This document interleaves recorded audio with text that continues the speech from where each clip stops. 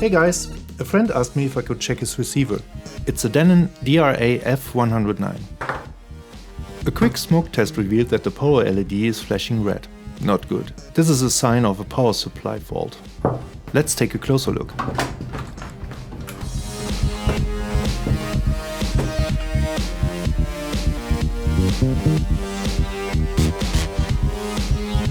See the crack in the body of the switch controller C?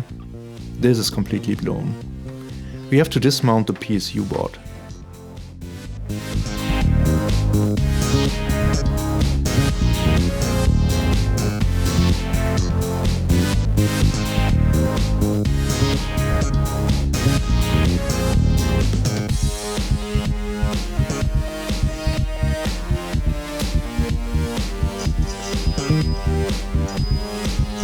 The MOSFET is also short. Let's test again with the chip removed.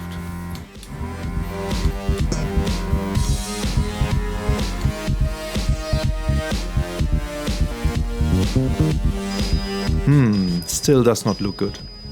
The MOSFET has to go out too.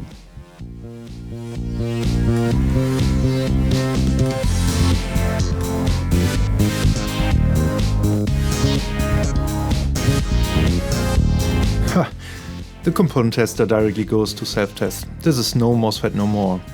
So this was an SMK 0817. Seems quite rare. I may have to replace it with a different component. Some random checks on the caps.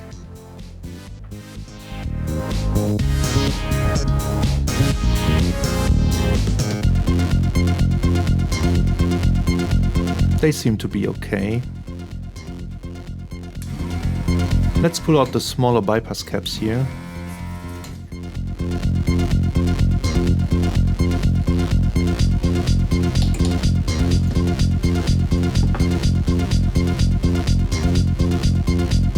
Also good. It is hard to say which component gave up first. Let's assume it was the MOSFET itself going short. That means that any component attached is lifted to about 320 volts DC.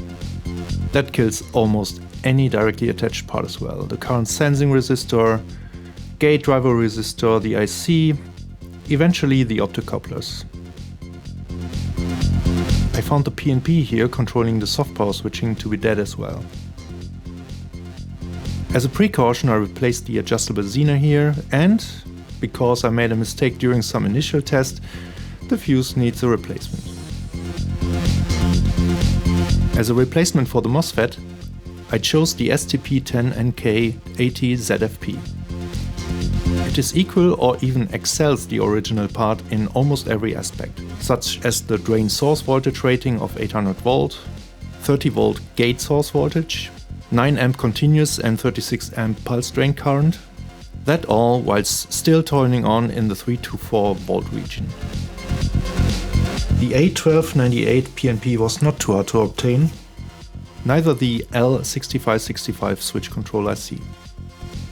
For the voltage reference you have to be careful. The service manual states a TL431 here, but in fact you need to place its brother, the TL432, in order to keep the pin assignment right.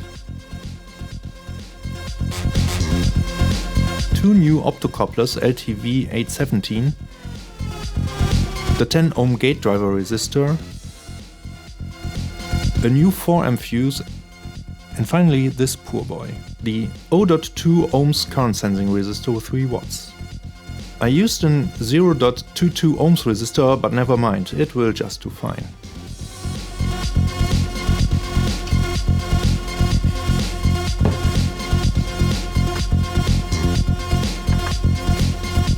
Because of my learning path with the blown fuse, I finally built myself a load lamp to prevent bigger harm from the device under test in future.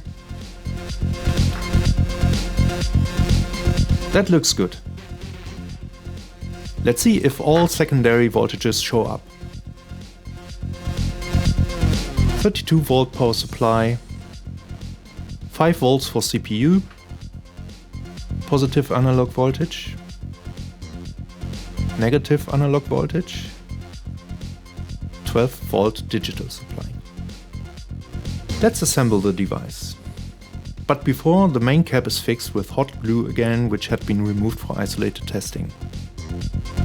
To remove the power protection, hold the power and preset call button while switching on. Then, press preset call again for at least 5 seconds to release the power protection.